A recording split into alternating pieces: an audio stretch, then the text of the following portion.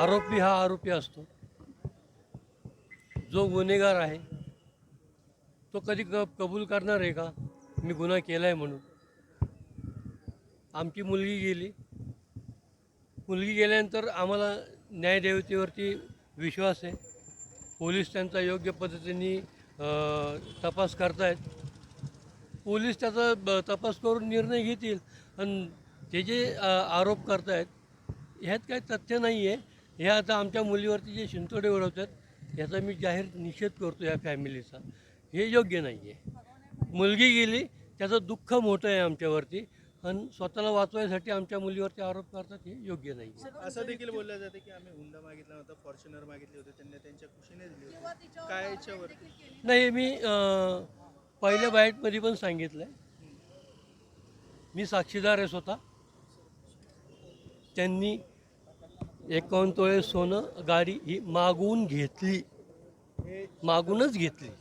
Sir, पण त्यांचं म्हणणं असं होतं की वकिलांचं की 40 लाखाची फॉर्च्युनर घेऊन आम्हाला करायचं काय, 5 कोटीच्या गाड्या आमच्याकडे. कुठली 5 कोटीची गाडी आहे त्यांच्याकडे? या कुठली त्यांच्याकडे 5 कोटीची कुठली गाडी नाही आहे. जी एक मर्सिडीज आहे त्याच्यावर एक कर्ज आहे, लोन आहे. ती गाडी ओढून नेली होती असं ऐकलं होतं आम्ही. त्यावेळेला आमच्या भावाने मदत करून ती गाडी ती पुन्हा आणलेली आहे. त्यामुळे त्यांच्याकडे कुठल्या अशा 5 कोटीच्या वगैरे गाड्या आमच्या माहितीने नाहीत. तुम्ही चुलते आहात वैष्णवीचे, जे वैष्णवीविषयी जे बोललं गेलं कोर्टात, तुम्ही स्वतः कोर्टात होतात, काय तुमची पुढची लढाई असणार आहे? नाही, याला पोलीस यंत्रणा चालू आहे. पोलीस त्याचा योग्य तपास करतील. या न्यायदेवतेवर आमचा विश्वास आहे. त्यांनी किती शिंतोडे उडवले तरी त्याचा काही उपयोग होईल असं मला वाटत नाही. सक्षम आहे असं वाटतं का तुम्हाला? वकील सक्षम आहेत ते असं वाटतं का तुम्हाला तुमच्या प्रकरणात? आमचे वकील आमच्या याच्यात सक्षम आहेत. त्यांनी जे सांगितलं त्यांच्या वकिलांनी की अशा प्रकारचे चॅटिंग जे आहेत ते सापडलेले होते, आणि हे सगळं कसपटे कुटुंबाला देखील सांगितलेलं होतं. त्या कुटुंबाने देखील याबद्दल वैष्णवीला समजवलं होतं, तिचे मोबाईल काढून घेतलेले होते.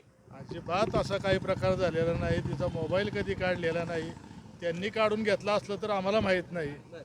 हां, आम्ही कशाला काढून घेऊ? आम्ही आमच्या मुलीला मोबाईल दिलेला आहे ना, सर्व देतो. आम्ही मोबाईल कशाकरता काढून घेऊ? नाही, पण आता सगळ्यात महत्त्वाचं असं आहे की या सगळ्या प्रकरणात तुम्ही बाळाला आणायला गेलेले होते तेव्हा निलेश चव्हाणनी बंदूक दाखवली नाही, त्यांनी बाळ सांभाळलं, त्यावेळेस तुम्ही कुठे गेला असा युक्तिवाद झाला असं त्यांचं म्हणणं आहे. अहो, आम्हाला यांना फोनही आला होता की तुमची मुलगी घेऊन जा. का हो मुलगा?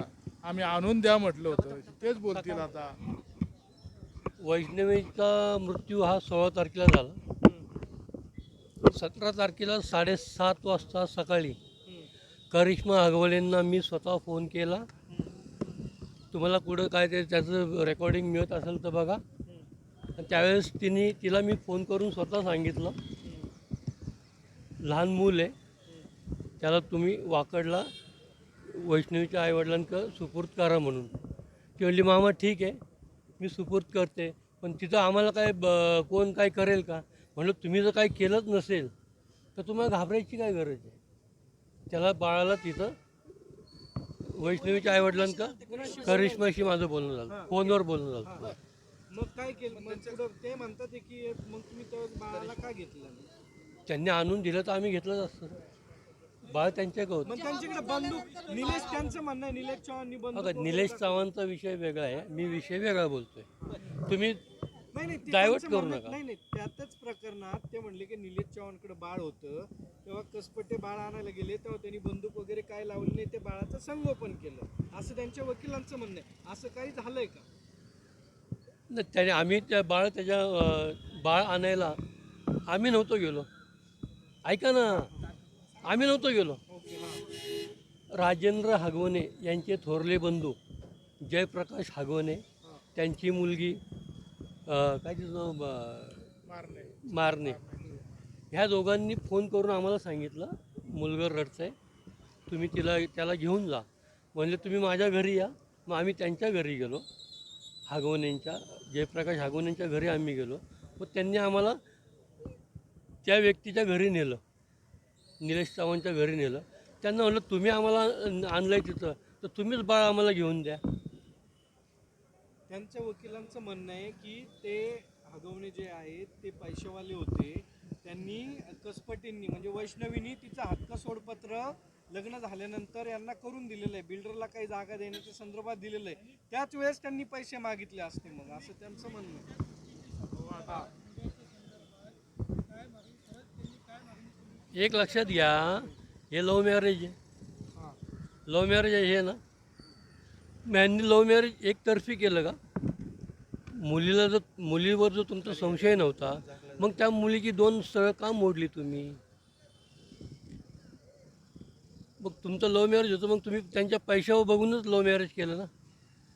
एकतर्फी त्या मुलीचं एकतर्फी प्रेम होतं, यांचं प्रेम नव्हतं, यांचं प्रेम सगळं पैशावर होतं. पण सर मेन मुद्दा असा आहे ना की चारित्र्यावर संशय घेतला गेला, हे चुकीचं आहे. अहो, स्वतःला वाचवण्यासाठी ते करणार. नाही नाही थांबा, हे तुम्ही बोलताय काय नेमकं हे सगळं झालं होतं.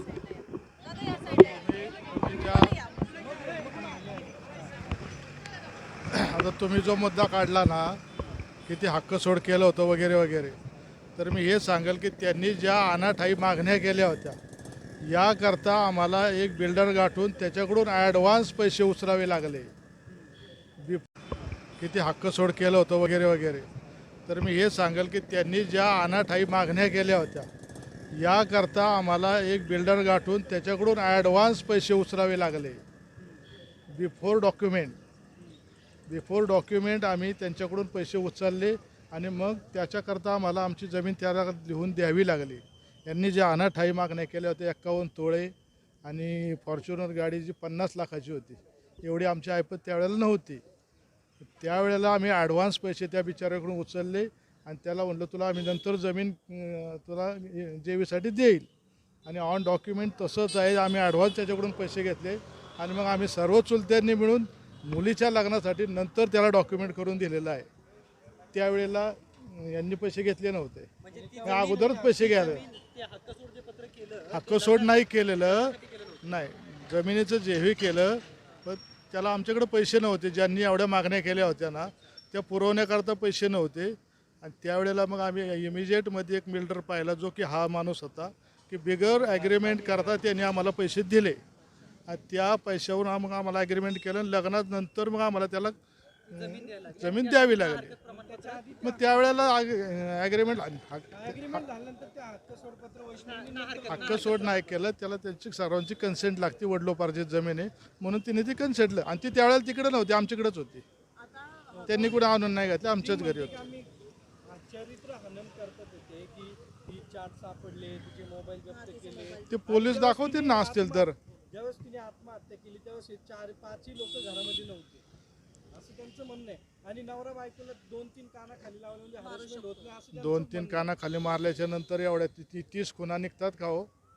असं त्यांच्या वकिलाचं आणि समजा चॅट सापडला असं ते म्हणतात. त्याला आता पोलीस रिपोर्टनुसार त्याला 6 दिवस त्याला तिला मारहाणीच्या खुना सापडल्यात. 6 दिवस तुम्हाला चॅट सापडत होते का? मग तुम्ही काय करत होते? 2023 पासून तिला कधीच मारहाण झाली नाही. त्या दिवशी अहो याच्या अगोदर मारलेल्या याच्यात आमची त्यांच्यानंतर यांच्या घरी बैठकही झाली होती. कुठलाही घरंदार माणूस कुठला पोलीस चौकीत जाणार नाही. आम्ही सर्व म्हणून त्यांना जाब विचारण्यासाठी घरी गेलो, त्यांना त्याची तंबी देऊन आलो होतो की पुन्हा आमची मारहाण झाली तर हे काही योग्य नाही. आणि त्यावेळेला सर्वांनी मारलं होतं, आम्ही सर्वांना त्यांना हे केलं होतं. चारित्र्य हनन का करतात? आता मला वाटतं त्यांना काही दुसरी बाजू दिसत नाही म्हणून चारित्र्य हनन करतात. तुमचं जर लव्ह मॅरेज आहे तर तुमचं लगेच तुम्ही डाऊट घ्यायचं काय कारण आहे? चारित्र्याचा संशय घ्यायचं काय कारण आहे? तुमचं लव्ह मॅरेज आहे ना, तुम्हाला एकमेकांवरती विश्वास नाही का? मग जर विश्वास नव्हता तर तुम्ही कशाला लग्न केलं? याचा अर्थ तुम्ही पैसे पाहूनच लग्न केलं असंच म्हणावं लागेल ना. मग या सगळ्या गोष्टी आज जे काही घडल्या कोर्टामध्ये, मग यामुळे तुम्हाला काय वाटतं की वेगळं वळण कुठेतरी हे सगळ्याला वेगळं वळण द्यायचा त्यांचा प्रयत्न चालू आहे. असा काही विषय 100% नाही. आमच्या मुलीवर विश्वास आहे. हां त्यांनी हो हो धन्यवाद. दादा नाव सांगा. मोहन कसपटे.